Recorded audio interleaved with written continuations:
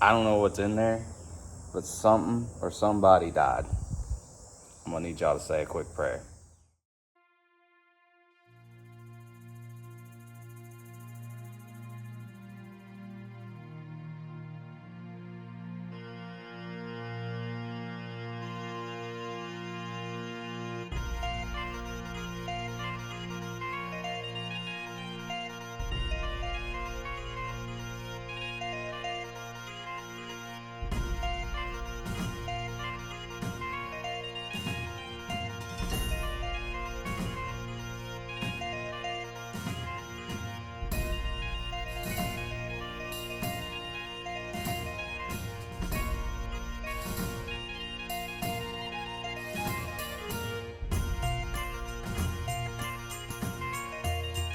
And there's chickens in the shop. What in the Sam hell?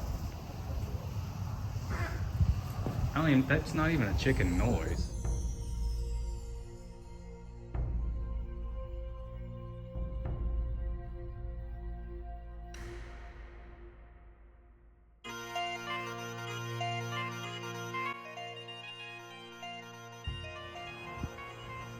So I wanted to talk to you about these little tools and doodads I have.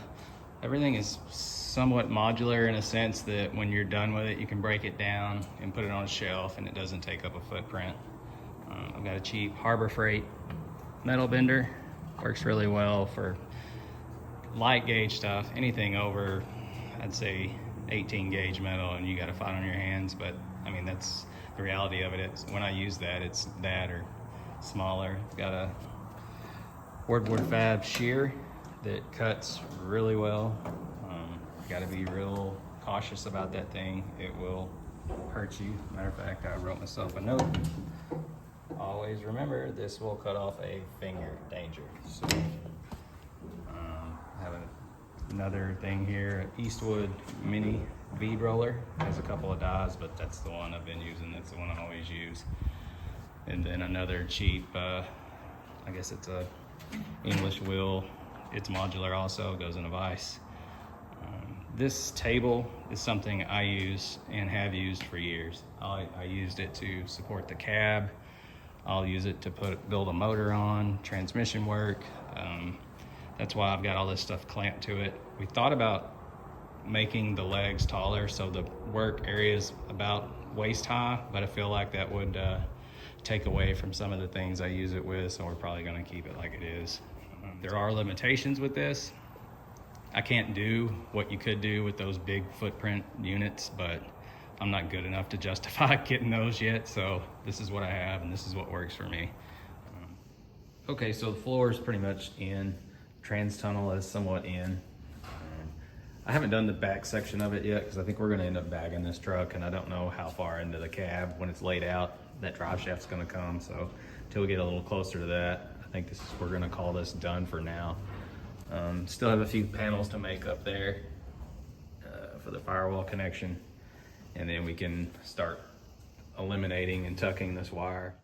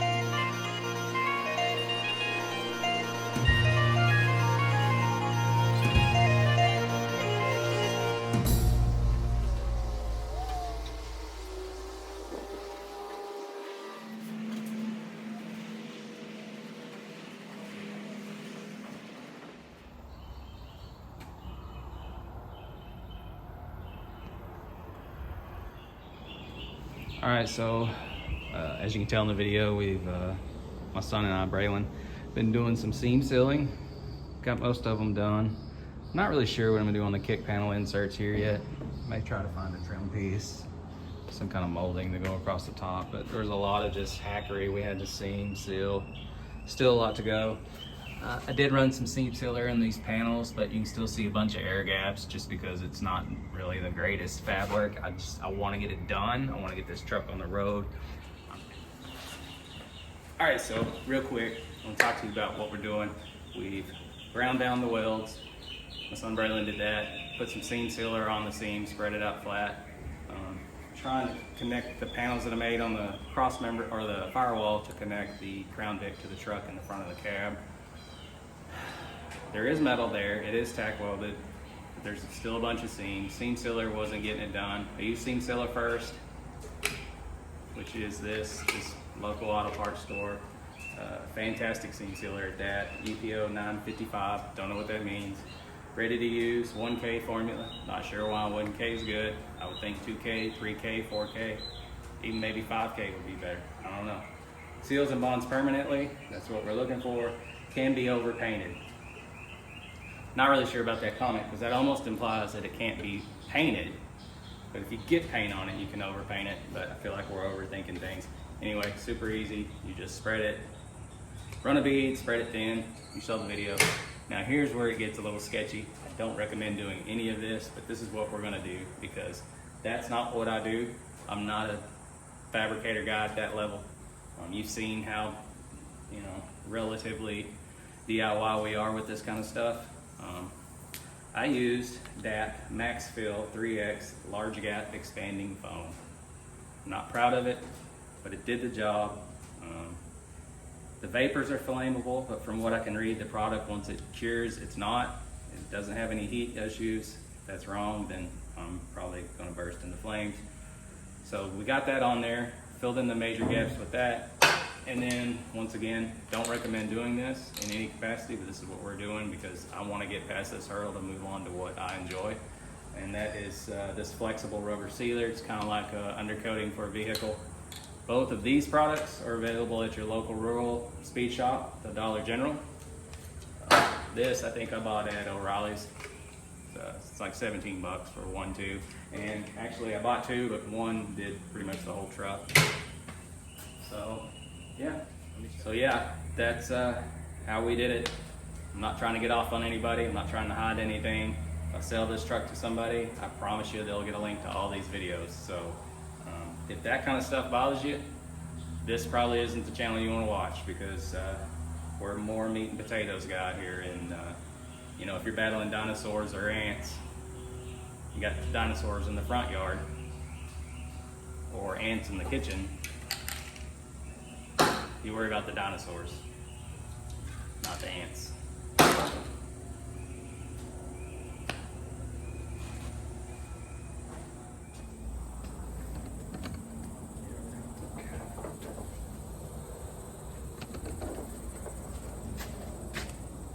Cut a little bit. Tell me if this gets in your sliver. Is this in your way yet? No, not yet. Can you No. Can I okay? see? No. I'm good. It's very clear.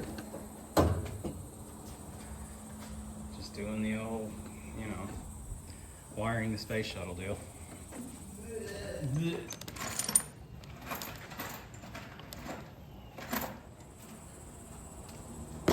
Alright, so today's heat hack. Got a cup full of ice, a lemonade of your choice. Pour half a drink of that.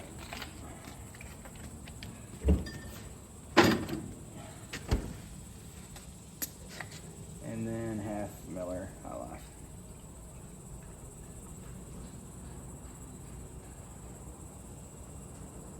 You know what you're thinking? But I'm telling you, it's amazing. I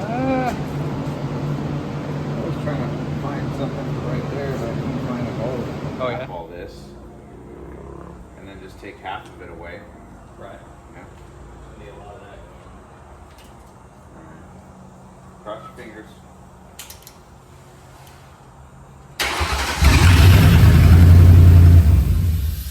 Alright, well that's a win. Cut, repeat.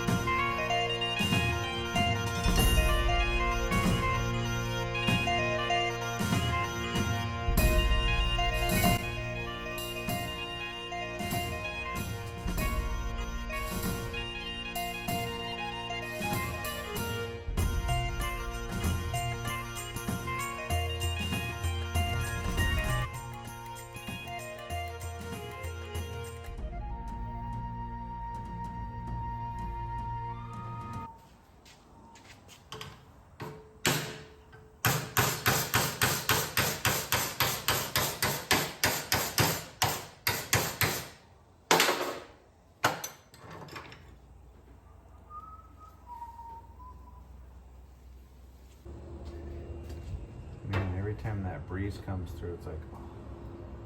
Kiss from the angels. I'm gonna be real honest with you. Watching you do this is making me want to vomit. Let me just. Hey, What- Stan! What is happening there? Ooh, a whole lot of wires. You making me clean up these wires. And then there was. I mean, technically, there's less there. So we got the factory F100 mounts welded to the frame and then bolted to the cross member on both sides. Pretty secure.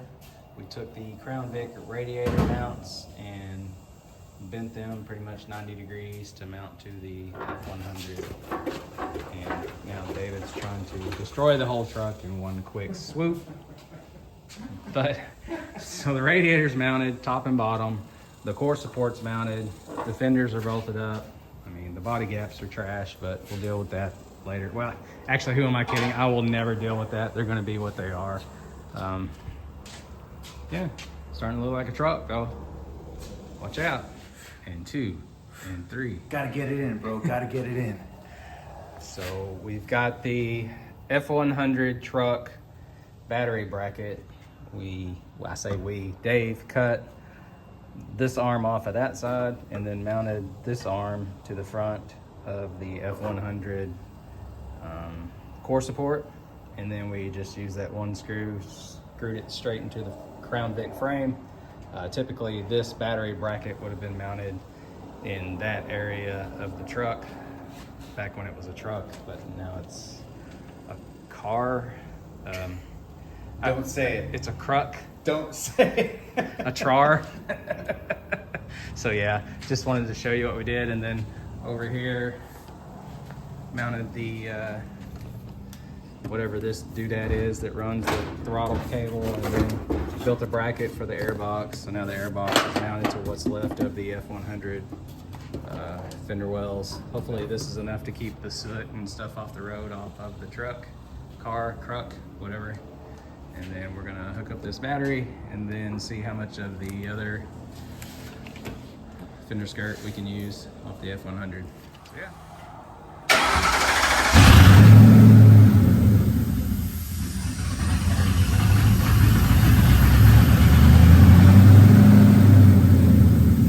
I want to talk to you about the highs and lows of doing stuff like this. Me and David were working on this truck yesterday, and super high, had a lot of momentum. We'd been working all day on thinning the wires, got everything mounted, had the inner fenders mounted all of these brackets. Everything was going really well. And then it went time to start the truck like we'd been doing the whole day, and it was DOA. The truck would turn over, but there was no power to the ECU, no power to the pump. It was just dead. I feel like the only reason it was turning over is because the starter was grounded to the motor, It wasn't the harness. So we were to the point where I had a power probe and I was trying to fire the pump. It wouldn't fire with the power probe, so that led me to thinking it was a ground, and it turned out it was actually this ground right here. We didn't have this connected, so I took a negative jumper cable, clamped it to that bolt, which at the time wasn't bolted to here, but it was bolted to the battery, so we assumed that was grounded. And then I clamped it to the frame rail. As soon as I did, everything fired off and we were back to the high of the highs. I guess my point of this is don't get caught up in things when things go bad, because you know you're the person that got you in that mess, so you're the person that can get you out of it. And there's a lot of people that wouldn't even try this, so you know you gotta really stay in the moment and realize, is this really a problem to freak out about? It's easy to, we do it, but we fight through it, and now the truck's fine.